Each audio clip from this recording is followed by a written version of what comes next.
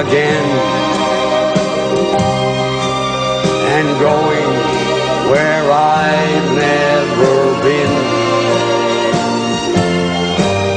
But old folks and old oaks standing tall just pretend I wish I was 18 again.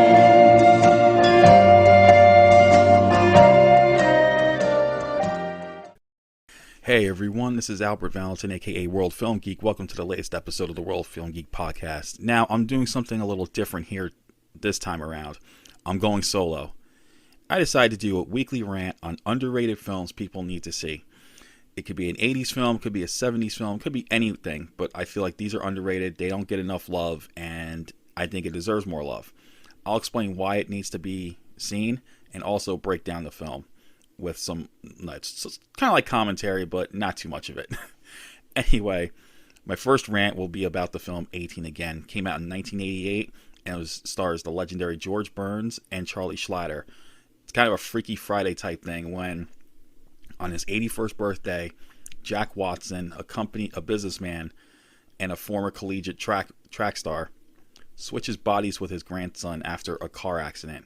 Now, the grandson's soul is inside the grandfather, who is in a coma, but meanwhile the grandfather's spirit is inside his 18-year-old grandson, who starts acting like his grandfather, but not in the way you think. See, George Burns was a true comedy legend who was vibrant for his old age, and he knew what he was doing. So we get to see Charlie Schlatter in the role of the grandson pulling off pretty much a full-on George Burns impression, and I gotta say, this is a reason to see this movie, because he does it so well. Anyway, we're gonna break down the film. The film starts out with David and his buddy Barrett, played by a pre-Weasel Pauly Shore, working on a mural in the middle of the street. Now, they're not supposed to be doing this, it's kind of illegal, so they're on the lookout for cops and everything. Anyway, when they get finished, David gets the paint accidentally dumped on him, and they head over back to the school, and David is actually a pledge at a fraternity. It is there where he gets bullied by the fraternity president, Russ Deacon, who's played by Anthony Stark. More on him in a bit, because this guy, I think he should have gotten some more bigger roles, and I'll explain why. But anyway, they make him do push-ups. He makes them do all their papers, stuff like that. Anyway, the next day is his grandfather's birthday, and one of the funniest scenes is you see David's father, played by Tony Roberts, trying to come up with an idea for a duck hunter type tool, and that's when we see George Burns for the first time in the movie with the classic cigar, and he comes up with one of the funniest lines of the movie: "If you want to shoot a duck, you shoot it. You don't talk it to its ass." And I just busted out laughing when I saw that. Anyway, his son is supposed to be a salesman, but his son wants to be more than that. He wants to be in charge of research and development. And of course, Jack endorsed his son. So that night, they have the birthday party. Of course, he's a rich man. He's got a confidant who is pretty much more or less a gold digger, played by the late Anita Morris. And this is where the title comes in. They asked Jack what is his one wish. He said he has it all, and he goes, "There's only one thing I really want to be." And he starts singing the classic song, "I Wish I Was 18 Again," which you heard in the beginning of this episode. That's his song. And that night, even though they had all this food, him and David go to a restaurant, because these two bond a lot better than one would think. So they have a really close bond. But that night, when Jack was driving, they get into a car accident. They lose control of the car. And this is when the Freaky Friday bit happens. David wakes up, but it turns out it's actually Jack in David's body. Meanwhile, David is in Jack's body in a comatose state. So pretty much for the most of the film, you're going to see Charlie Schlatter do his full-on George Burns impression. But throughout the film, you're also going to hear George Burns' voice as the inner conscience. And there are some funny bits to this, including an art class where a nude model shows up, and once she takes off her robe, David / Jack goes off the deep end, starts cracking like, woohoo, hello.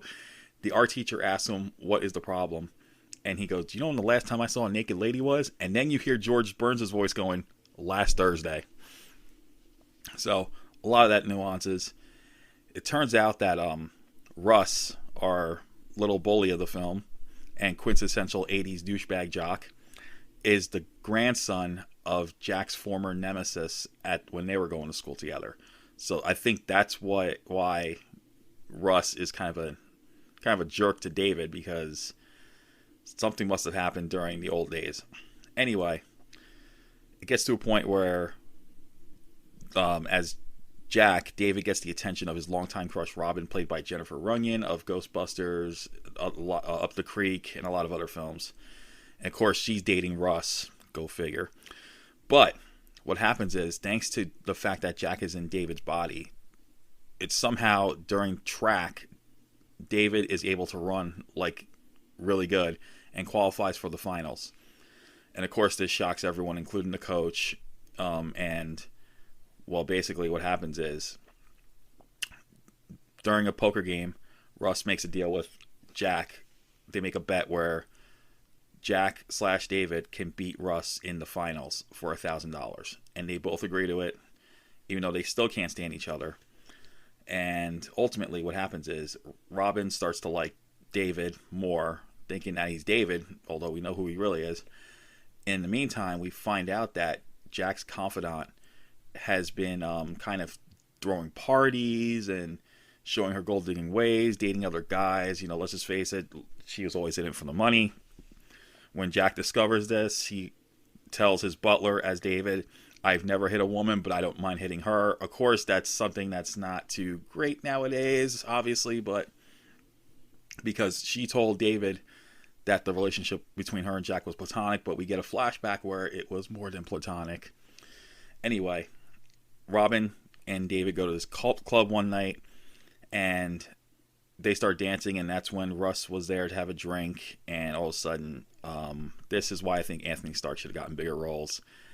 When he punches David, David challenges him, and we see that Russ is actually an expert martial artist. And I could just imagine what if Anthony Stark had either led or been in a martial arts film. The way his skills were, they're quite impressive. He's got some nice kicks. I believe he's a Taekwondo black belt, and it shows. I mean, like I said, his kicks are really quite good. And of course, he gets the upper hand on David with a punch to the gut and a spinning kick to the face. So he wins that fight. But Robin still likes David. Anyway, a couple days later, they have a big party where David came up with a theme, the swinging 30s or the 20s, whatever it was. And David decides at this point to expose Russ and his lackeys who paid him who make David do their papers. So the papers are exposed. He throws them into this big bonfire. And once again, we got a rematch between Russ and David/Jack, where Russ nearly kicks David's head off with a spinning kick. But David this time gets the ultimate hand with some good old classic boxing. And Russ gets embarrassed, and he pretty much gets impeached as the president. But things come to a head when David finds out that they're going to pull the plug on Jack, so he has to rush to the hospital. And ultimately, they do switch bodies back. Thanks to that, they end up crashing into the chapel. And they end up switching bodies back, and pretty much everything starts to get resolved. Jack realizes the truth about his son, what he wants to do, so he's in full support.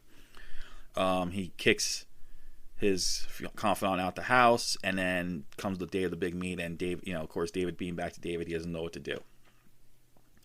So you pretty much know how this is going to end, because this is one of these predictable type films. But still, this is a film I think everyone needs to see. I know people are probably tired of Freaky Friday type films. We had Freaky, the horror film. We have a bunch of Freaky Fridays. I think there's like 3 or 4 of them. But 18 Again is something I felt different, because it's a grandson and grandfather and grandson switching bodies. Plus, you got George Burns in one of his final film appearances. And, he still has that wit and humor. I think he kept this going till he died at the age of 100. I think it was 8 years later. I think he died in 96. So he was actually 92 when this came out. But the reasons to see this film, Charlie Schlatter is hysterical once he has Jack's soul in him. Just the stuff he does, and he should have gone to bigger on better things. Charlie would play Ferris Bueller in a short-lived TV series version where Jennifer Aniston, pre-Friends, played his sister Jeannie. And funny enough, the two dated in real life shortly during that time. But Charlie would find as up and calling, like, you know, if Charlie pulls off the voice of George Burns, quite interesting. You know, it's destiny that Schlatter would become a voice actor, which is what he's up to these days. I mean, seriously, he's just wonderful to see. Another reason to see this movie, you get to see some early appearances from, you know, those of you who can tolerate Pauly Shore, like me. I can tolerate him. You know, I know not everyone, his humor is not everyone's cup of tea, but you get to see him in a more straightforward role. You know, he doesn't do the whole weasel thing. He's just a normal guy in this one as Barrett, David's best buddy. You get to see another legendary comic, Red Buttons, who plays Jack's best friend, Charlie. And once he gets wind that Jack is David and David is Jack, he freaks out and he gets into it. They have this really cool musical number where this is where the big reveal is. It's somewhere midway through, and he's like, they sing a song called "By the Light of the Silvery Moon." It's quite fun to watch. It's so nostalgic. Another reason to see this movie is, of course, Anthony Stark. This guy should have gone on to bigger and better things as well. He did get a lead role a year later in Return of the Killer Tomatoes as Chad, and he shares the screen with his best buddy, Matt, played by a pre-famed George Clooney. And the product placement, if you haven't seen Return to Killer Tomatoes, I might do a rant on that down the future, but I will say the product placement scene is one of the most funniest I've seen in B movies. Just a story about the underdog, the pre-story about the underdog as well. That's another reason to see the movie. Another tidbit that 80s fans might want to hear, that the coach of the film is played by George DiCenzo, who is best known as the voice of Hordak in the She-Ra animated series. And I'm talking about the original 80s series, not any of the remakes, not any of that, but he was the original voice of Hordak. So quite to see him in a live action in a live form here as the coach, and he does pretty funny in one part, because Jack calls it like, this is what you get when you get second place, and he showed it. So that's pretty much my rant on 18 again. It's available on streaming. I did see it on Tubi TV, so Tubi TV is actually free with ads, so if you want to check it out there, you could also check out maybe possibly Amazon Prime. But check out for it. It's definitely worth watching. It's an underrated 80s gem. So this is my weekly rant on underrated gems. This is the first one I'm going to be doing. I'm going to be doing these like every week. Next week, I'm going to focus on another 80s underrated film. It's a film called Hot Shot. It's a soccer film that stars Footloose's Jim Youngs and the legendary soccer player Pele. It's kind of told in flashback, but I'll talk more about that next week. Anyway, everyone, stay safe. Hope everyone's doing all right. Have a good weekend, and we will see you soon. Take care.